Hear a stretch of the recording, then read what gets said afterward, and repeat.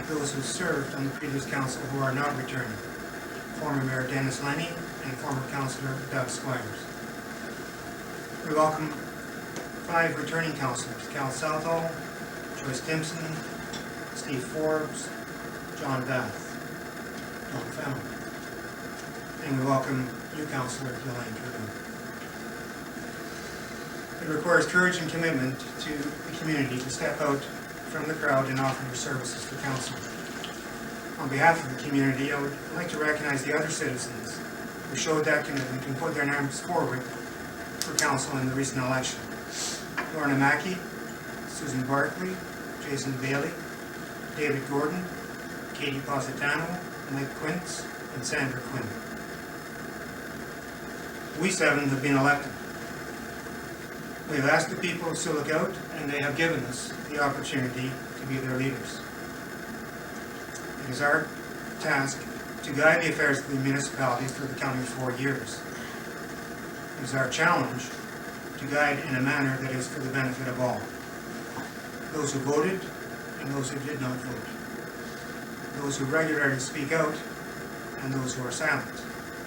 Those who are empowered and those who feel disenfranchised. We have come here as the result of democracy. Power exercised by the people, for the people.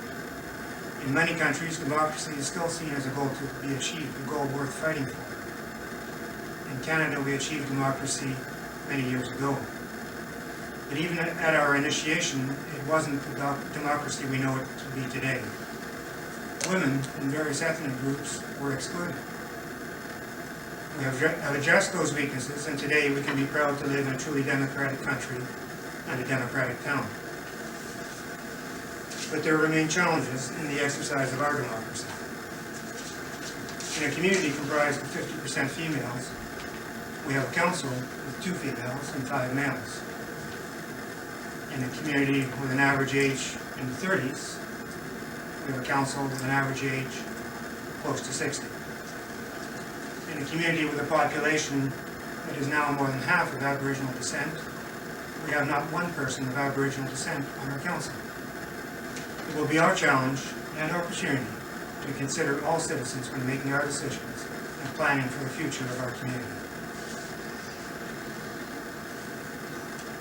Sioux Lookout has a unique and privileged position as a hub for approximately 30 First Nation communities and 30,000 people who live in those communities. In the 1990s, we signed what was called the 4-Party Agreement. The parties to that unprecedented agreement were the federal government, the provincial government, the Anishinaabe Nation, and the municipality of Sioux Lookout. The agreement led to the development of the Manayala Health Center.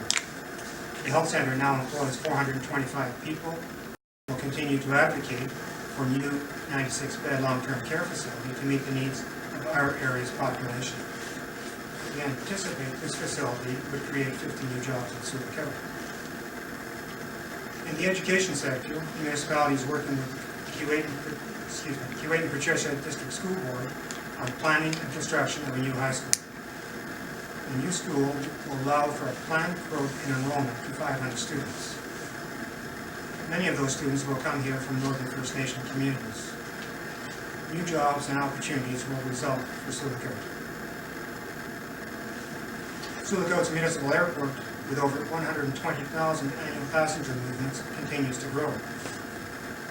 The airport is both a result of and a facilitator for our connection to the northern communities. It allows our community to truly call itself the hub of the North. Council has endorsed an expansion of the airport terminal building, and funding is being sought. The airport has serviced commercial properties ready for development. We intend to continue to be a key player in serving the North through our airport. We have the potential to be involved in the emerging Ring of Fire developments. A proposed food distribution center to be located at the airport and serving the North is being considered. This initiative is a direct result of the Friendship Accord.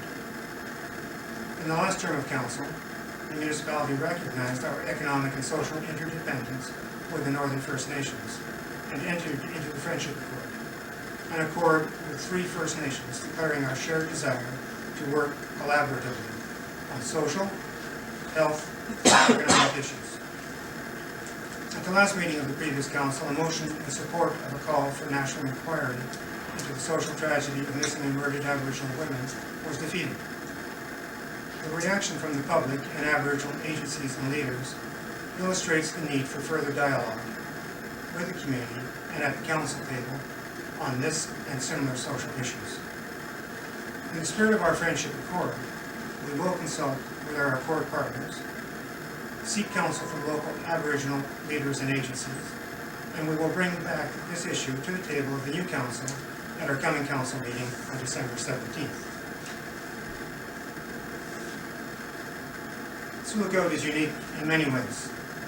Our economy is one of them. Over the past 3 decades, global and national economic conditions have been turbulent.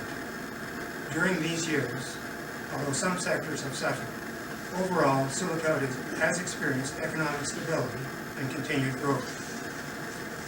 This stability comes in part from our position as a service hub for northern communities, but it also comes from a diversity of economy that includes forestry, railroad, tourism, professional sectors, healthcare, education and training, social services, government services, retail, air transportation and associated services, bulk fuel and construction materials supply and delivery, construction, hotels, restaurants, fire center, First Nation agencies and business investment, small businesses, recreation and sports, arts and culture.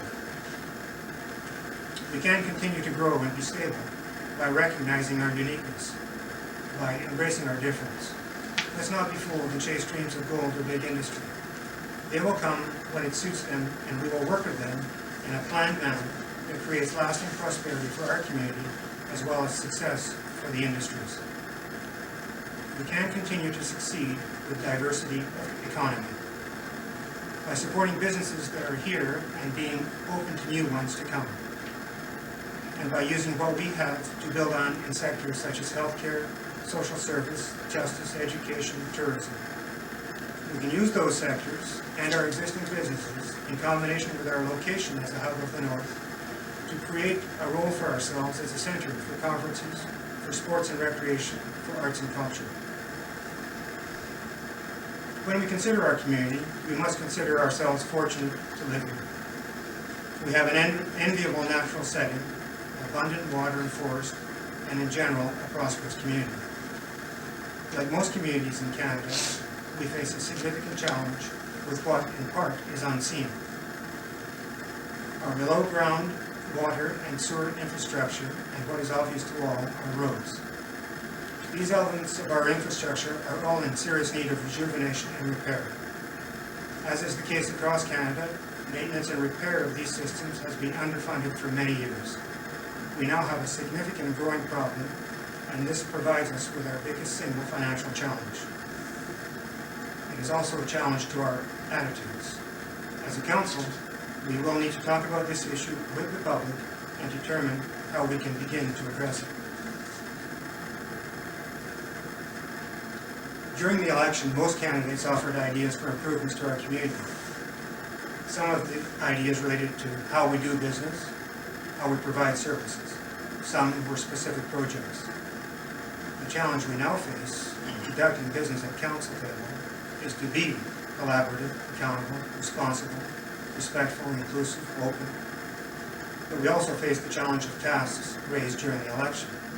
Tasks that range from undertaking long-term planning to dealing with the issues of each day, seeking public input while streamlining processes, encouraging grassroots initiatives and utilizing volunteers while efficiently moving agendas to realities, facilitating housing for seniors, young families, renters, purchasers, people on the margins, and people struggling to get into the mainstream, reinvigorating council committees, resolving service and taxation issues outside the urban core, addressing social issues and policing costs. While doing all this, we also need to plan for and find funding to prepare a recreation master plan, upgrade Front and King Streets, redevelop Centennial Park, complete the Cedar Bay Road, create more green space, parks, playgrounds, and recreation trails, upgrade sidewalks, upgrade the recreation center, address daycare needs, plan and fund the airport terminal expansion, and more. We, fellow council members, had better get started. Next week we will be meeting as a council and undertaking strategic planning. We will consider all these and other ideas. We will collaborate, prioritize, and prepare a strategy, a plan.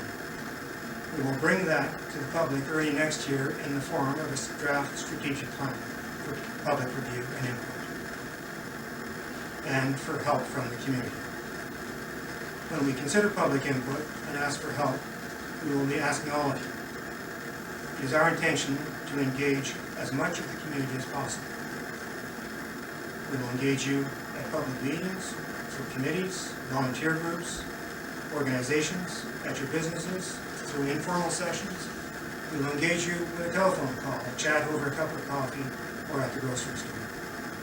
And we will listen and learn. We don't come to this table with the answers. We come knowing that there are many issues. And we come knowing that through collaboration, communication, and consultation, we can arrive at solutions and actions that will result in improvement. As mayor, and I am sure I can speak for all of council, we recognize the challenges and look forward to the opportunity to work for our community.